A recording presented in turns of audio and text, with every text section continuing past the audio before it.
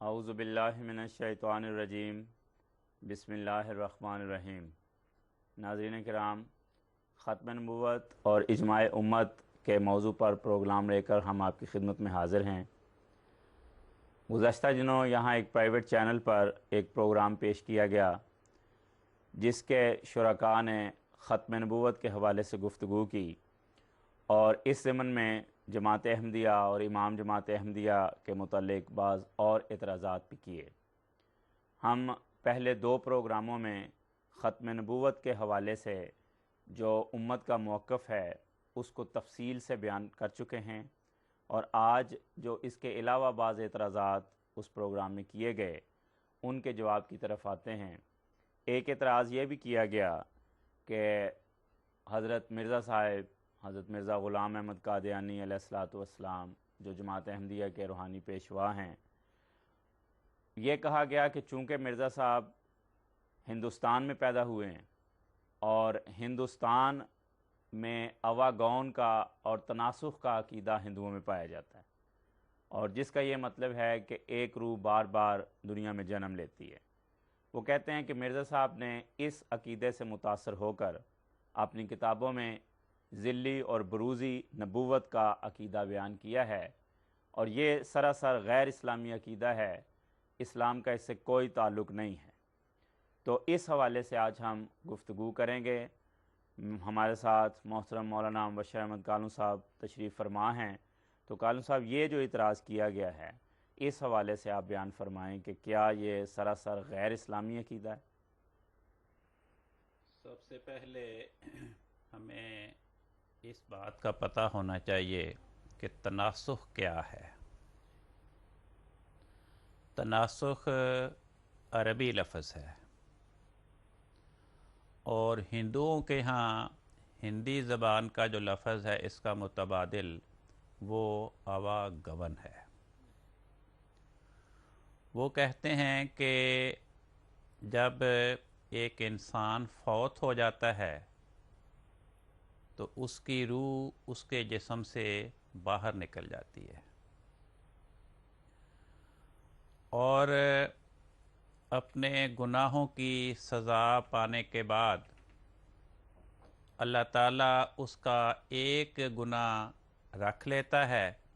اس گناہ کی سزا میں اللہ تعالیٰ اس روح کو دوبارہ کسی اور وجود میں اور بدن میں داخل کر کے پیدا کر دیتا ہے، اور وہ کہتے ہیں کہ وہ نئی جون میں آ گیا۔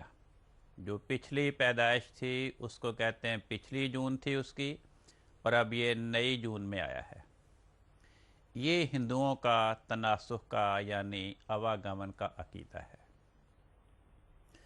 ذل اور بروز اس کا مفہوم اور ہے۔ ذل عربی زبان کا لفظ ہے جس کا معنی ہے سایہ، عکس۔ ذل کا ہرگز یہ مطلب نہیں کہ کسی کی روح اس کے بدن سے نکل کر اس کی وفات کے نتیجے میں کسی اور انسان کے بدل میں داخل ہو گئی، بلکہ ذل کا معنی ہے سایہ، عکس۔ جب ہم آئینے میں اپنا چہرہ دیکھتے ہیں تو اس آئینے میں ہمارے چہرے کا ذل، اس کا عکس پیدا ہوتا ہے، جو ہمارے چہرے کا بالکل مثیل ہوتا ہے۔ اگر ہمارے سر پہ ٹوپی ہوگی تو آئینے میں جو ہمارے وجود کا ذیل آئے گا، جو عکس پڑے گا، اس پر بھی ٹوپی ہوگی۔ جس رنگت کی ٹوپی ہم نے پہن رکھی ہے، جس ڈیزائن کی ٹوپی پہن رکھی ہے، اسی رنگت اور اسی ڈیزائن کی ٹوپی اس ذیل میں، اس عکس میں جو آئینے میں پیدا ہوا، اس میں نظر آئے گی۔ تو صوفیاء اسلام کے ہاں یہ اصطلاح پائی جاتی ہے کہ فلاں فلاں کا ذل ہے، یعنی فلاں انسان روحانی طور پر، صفاتی طور پر فلاں وجود کے ساتھ مشابہت رکھتا ہے۔ جس طرح اصل وجود اور آئینے میں جو اس کا ذیل اور عکس پڑتا ہے، دونوں میں ایک مشابہت ہوتی ہے، اسی طرح ان دونوں وجودوں میں صفاتی اور روحانی مشابہت ہوتی ہے۔ یہی کیفیت بروز کی ہے۔ بروز کے معنی ہے ایسا وجود جو کسی اور وجود کی صفات کا مظہر بنا ہے، اور یہ اصطلاح صوفیاء اسلام میں مروج ہے۔ جو ٹی وی پہ پروگرام نشر ہوا اس میں دو شرکاء تھے، ایک دیوبندی مکتبہ فکر کے عالم تھے۔ یہ اس وقت میرے ہاتھ میں دیوبندی مکتبہ فکر کے بانی حضرت مولانا محمد قاسم نانوتوی رحمۃ اللہ علیہ، جو مدرسہ دارالعلوم دیوبند کے بانی تھے، ان کی تحریر فرمودہ ہے۔ وہ اس کتاب میں فرماتے ہیں، اس کتاب کا نام ہے تحذیر الناس۔ یہ مکتبہ قاسم العلوم J1 140 کراچی نمبر 31 سے شائع ہوئی ہے۔ اس کتاب کے صفحہ 53 پہ دیوبندی مکتبہ فکر کے بانی حضرت مولانا محمد قاسم نانوتوی رحمۃ اللہ علیہ تحریر فرماتے ہیں، انبیاء میں جو کچھ ہے وہ ذل اور عکس محمدی ہے۔ انبیاء میں جو کچھ ہے وہ ذل اور عکس محمدی ہے۔ گویا ان کے نزدیک 1,24,000 انبیاء وہ حضرت محمد مصطفیٰ صلی اللہ علیہ وسلم کے ذیل تھے، آپ کے عکس تھے۔ اگر ذلیت کا عقیدہ ہندوانہ ہے، غیر اسلامی ہے، تو پھر نتیجہ یہ نکلتا ہے کہ دیوبندی مکتبہ فکر کے بانی حضرت مولانا محمد قاسم نانوتوی رحمۃ اللہ علیہ بھی اپنی کتابوں میں ہندوانہ تخیل پیش کر رہے ہیں اور غیر اسلامی نظریہ اپنی کتابوں میں بیان فرما رہے ہیں۔ یہ ایک کتاب ہے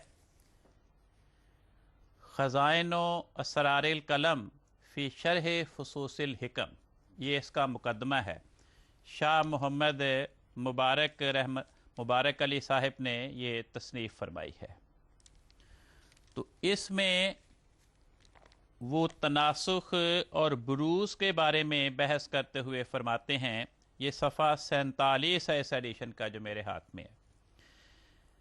عنوان ہے 18واں مراقبہ۔ 18واں مراقبہ مسئلہ بروز اور تمثل کے بیان میں۔ فرماتے ہیں بعض نایافتگی سے اس کو بھی تناسخ کہتے ہیں، نایافتگی نادانی سے، کہ بعض حقیقت حال سے ناواقفیت کی بنا پر، اپنی نادانی کی بنا پر اس بروز اور تمثل کے بیان کو کیا کہتے ہیں؟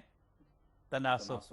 وہی بات جو پرائیویٹ ٹی وی کے پروگرام کے شرکاء نے پبلک کو دھوکہ دینے کے لیے جماعت کے خلاف بیان کی ہے، اسی کا وہ تذکرہ کر رہے ہیں۔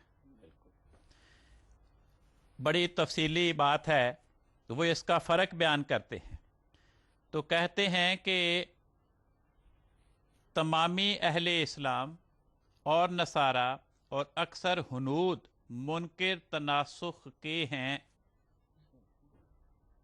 کہ سارے ہندو نہیں لیکن ہندوؤں میں سے بھی اکثر تمام عیسائی اور تمام اہل اسلام تناسخ کے عقیدے کے منکر ہیں، نہ بروز اور تمثل کے۔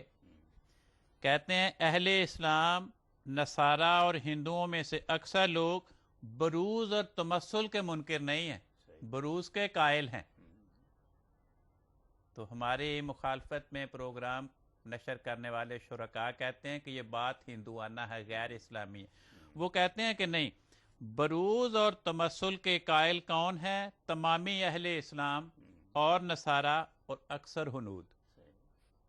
پھر فرماتے ہیں پس تعلق ارواح صدیقین اور شہداء کا قوالب طیور میں دوسرے عالم میں اور بروز اور تمثل جبرائیل اور دیگر ملائکہ علیہم السلام کا بصورت رجال کے تناسخ نہ ہوگا۔ کہتے ہیں مثلاً جو حدیثوں میں ہے کہ صدیقوں اور شہیدوں کی روحیں وہ پرندوں کی شکل میں جنت میں گھوم رہی ہوں گی، کہتے ہیں یہ تناسخ نہیں ہے، یہ ایک بروز